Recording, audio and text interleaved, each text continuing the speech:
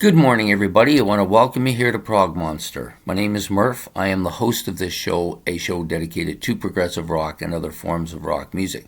So we're here this morning to do this series that we're running for the month of March, which is my 31 favorite bands that released 2 albums in the same year.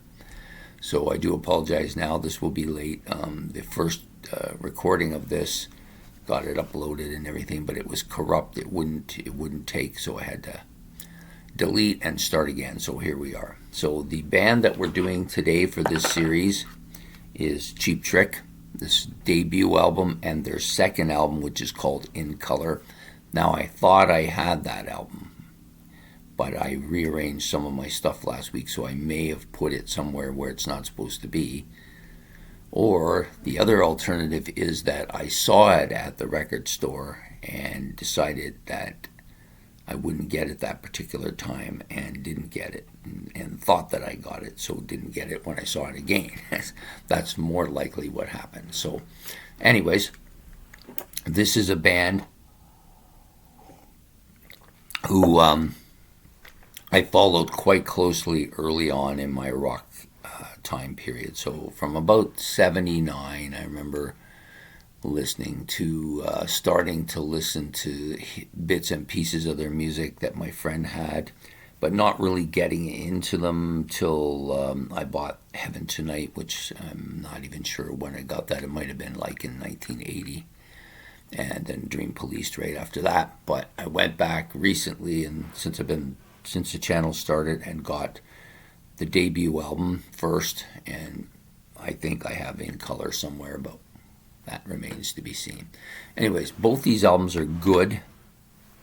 I wouldn't say that they're top shelf, but they're very good albums, both of them. This one has that kind of raw rock and roll feel to it, maybe a bit too heavy for the pop guys.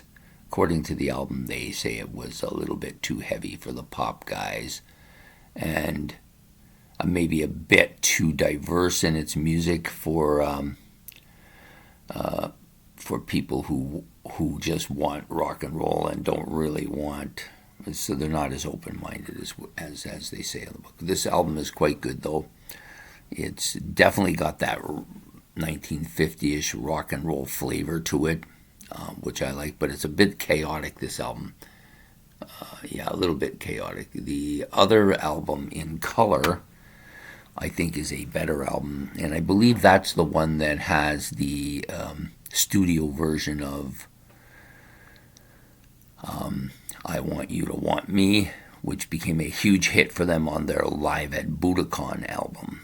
So, but up until that point, it was just another song on an album. Both albums did okay, but didn't blow the roof off, so to speak. But I liked both of them, and I do like this band. I've actually considered moving on to some of the later stuff, which I kind of got out of them after Dream Police. I just really didn't move in that direction anymore. I wanted either heavier stuff or more progressive stuff, which wasn't forthcoming from many of my favorite bands at the time. So I kind of I went through a lull where I didn't really, I wasn't really happy with the musical direction of where things were going with a lot of bands, so I kind of got away from it a bit, which is unfortunate because their next album out after Dream Police was probably a good one, and they've continued to make albums since then, but this one started it off very rock and rollish. The second album has a little bit of that too, but it's I think it's a heavier album with more poppy friendly songs as well. So anyways, that's the album that I'm doing today, or that's the band I'm doing today, Cheap Trick, and their debut album, and In Color, their second or sophomore album, which both came out in 1977.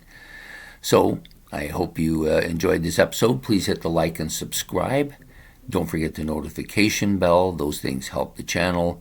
And if you want, you can put your comments in the comment section below, and about Cheap Trick or the 2 albums or the series. Or if you want to just put your own choices, you can do that as well. And we will see you tomorrow with another episode. So please have a good day and a good evening, and goodbye.